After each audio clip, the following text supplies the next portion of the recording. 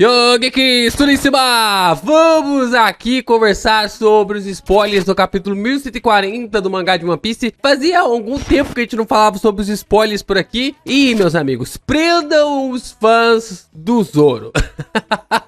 Segurem os Zorotards, porque eles vão estar impossíveis. Eles vão estar imparáveis. Roberto chega aqui falando que o Oda não é power scaling, não é nada disso e tal. Mas depois de um capítulo desse... Depois de um capítulo desse, o que dizer de Eiichiro Oda que quer gerar uma terceira guerra mundial com os fãs do Sanji e os fãs do Zoro? Gente, numa semana, num capítulo ele joga o Sanji lá pra cima, na outra ele joga o Zoro lá pro sei da onde. E a gente vai falar aqui sobre os spoilers do capítulo 1140 depois da vinheta.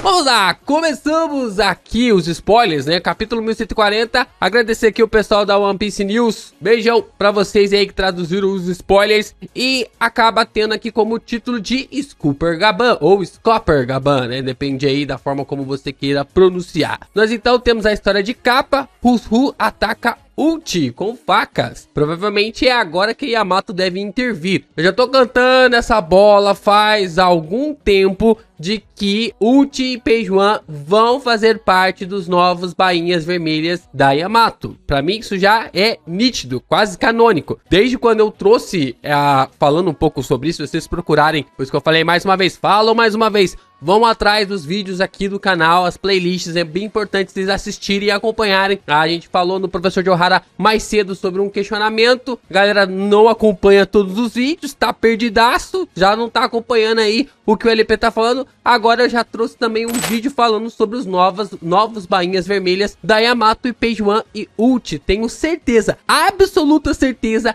de que eles vão entrar. Se alguém pegar aqui meu gif fazendo isso aqui, vai ficar estranho, Mas seguimos aqui com spoiler. Começamos aqui com o Luffy versus Scooper Gaban, e o Gaban controla a luta e acerta o Luffy várias vezes. Se vocês acompanharam o Professor de Ohara 79 da semana passada, eu agora vou trazer as inversões dos capítulos também no Professor de Ohara, né? Tanto ali no capítulo 40, o capítulo 140 e o 1040, nós conseguimos observar que o Oda faz aí algumas correlações com alguns pontos e algumas informações desses capítulos. Eu sou do grupo que acredita nessas correlações. Roberto também é um dos que acredita. O Tassiano já é um pouco mais ateu nessas correlações. Tem hora que fica muito nítido, tem hora que nem tanto. Mas eu tenho absoluta certeza que no capítulo 140 nós temos um quadro da Kureha, que eu vou colocar aqui depois na edição. Nós temos um quadro da Kureha e esse quadro é ela dando um soco, uma bica ali no Luffy. E eu tenho certeza que o Scooper Gaban vai ter ali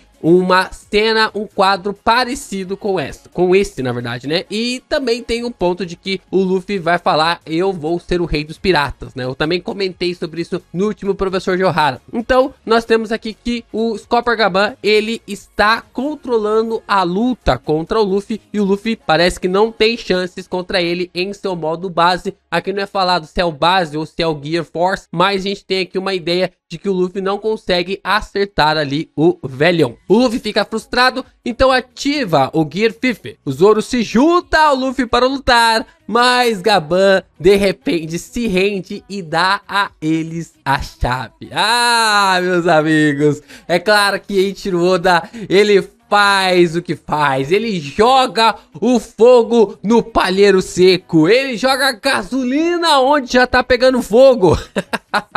Se na semana passada ele elevou os status ali do Sanji, de que o Sanji vai ficar realmente lado a lado com o Zoro e também com o Luffy, nesse capítulo a presença do Zoro foi suficiente para que o Gaban definitivamente parasse de lutar contra o Luffy. Será que é isso mesmo? Eu acho que não.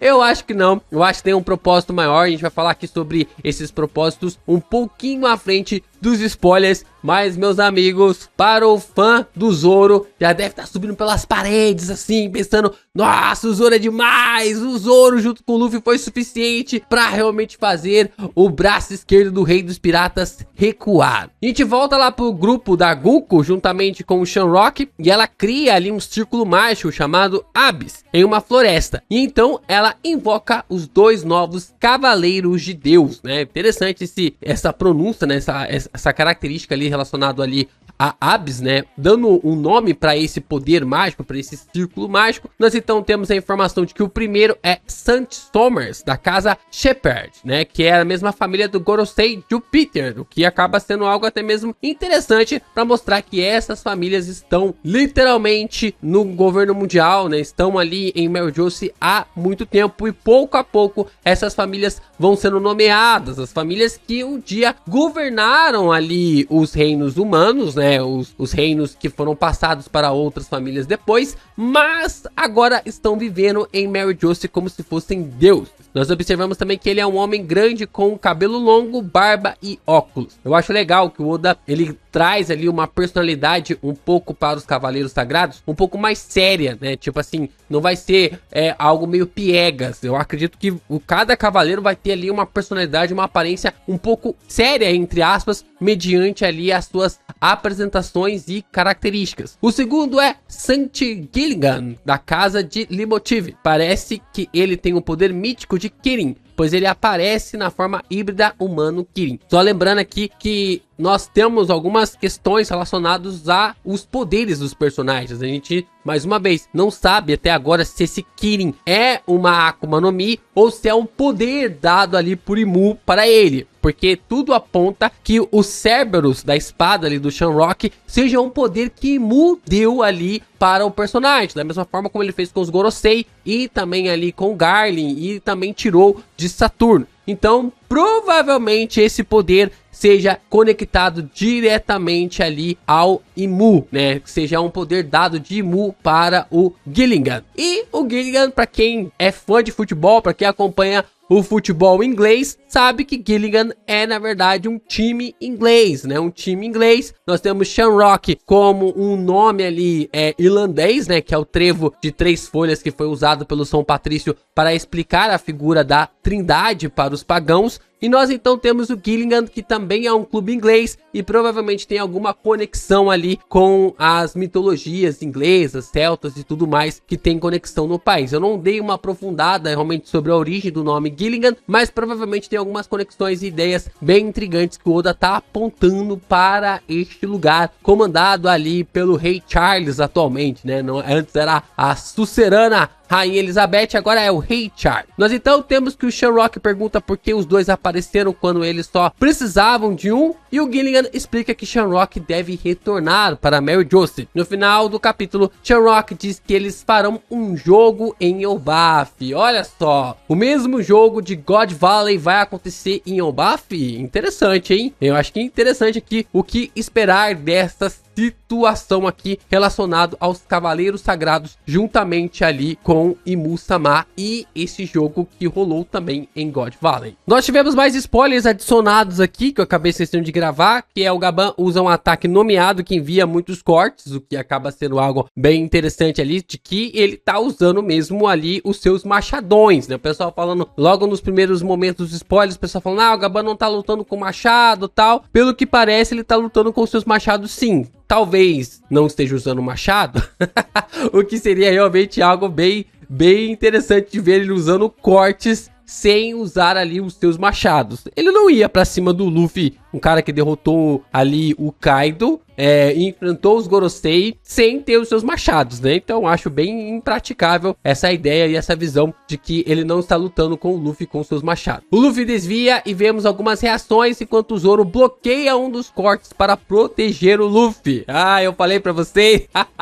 Os Zorotards, meus amigos, estão subindo pelas paredes. Então Luffy vai para o Gear 50 e está prestes a lutar ao lado de Zoro, mas Gaban desiste, né? Então aqui nós temos uma pontuação bem mais interessante sobre os feitos, né? A forma como o Zoro e o Luffy iam lutar juntos contra o Gaban é até interessante ver que o Luffy deixou, né? O Luffy autorizou o Zoro se envolver na batalha, se envolver ali no combate. Então, quero ver realmente como que isso vai acontecer. Se o Luffy fez alguma careta, se o Gaban realmente acabou recuando, o que realmente rolou, se o Gaban sentiu alguma coisa ou se ele disfarçou em relação aos Cavaleiros Sagrados que chegaram ali em Elbaf. E é algo realmente intrigante sobre o que vai acontecer aí nos próximos capítulos, principalmente neste capítulo por diante, né? Nesse capítulo por diante que vai envolver todo o confronto entre os personagens. Bom, depois da brincadeira à parte, falando sobre, nossa, o Zoro realmente fez ali o Gaban recuar, o Zoro conseguiu realmente fazer juntamente com o Luffy o Gaban parar de lutar. Eu acredito que o que aconteceu é que o Gaban sentiu que os Cavaleiros Sagrados chegaram em Elbaf e por isso ele recuou. Então, basicamente o inimigo do meu inimigo é meu amigo. Então, toma aqui a chave. Então, toma aqui a chave. Vai lá libertar o Loki porque a gente vai precisar dele. A gente vai precisar dele porque essa galera aqui, só eu e você aqui provavelmente não vai dar conta não. Só eu e vocês aqui não vai dar conta. Então vai lá liberar o Loki, porque eu tenho certeza que vocês vão precisar dele. E é claro, né? O Gaban provavelmente sabe também da personalidade ali do Loki, quem é o Loki de verdade, toda essa circunstância. Talvez ali tenha rolado mal entendido, ou um desentendimento. Não sabemos o que ocorreu nesses 6 anos que se passaram desde o confronto contra o Shanks. O que o Shanks tanto sabe, o que ele sabe, mesmo assim ignorou. É um ponto bem interessante para se acompanhar e parar para pensar. Por mais que o Oda tenha hypado ali o Zoro e tudo mais, pelo menos aqui por enquanto, nessa visão, nessa perspectiva, a gente colocando os pés um pouco mais no chão, consegue entender que se trata realmente dos Cavaleiros Sagrados chegando ali em Elbaf, sobre todo esse movimento acontecendo, e o próprio Gaban jogando a chave pro Luffy e pro Zoro, falando, vamos lá libertar o Loki, porque nós vamos precisar deles para enfrentar esses caras que até agora não se moveram, não tinham se movido, mas estão realmente entrando em cena. Eu não sei se os Cavaleiros Sagrados sabem que o Luffy está ali na ilha, né? Agora não me vem à memória se eles sabem ali dessa visão, dessa perspectiva, mas fica esse questionamento e esse capítulo promete, né? Esse capítulo promete, prendam os fãs do Zoro, prendam os Zorotards, porque vai ser uma loucura essa semana. Tiveram que aguentar os fãs do Sanji na semana passada, agora os fãs do Zoro vão estar impossíveis.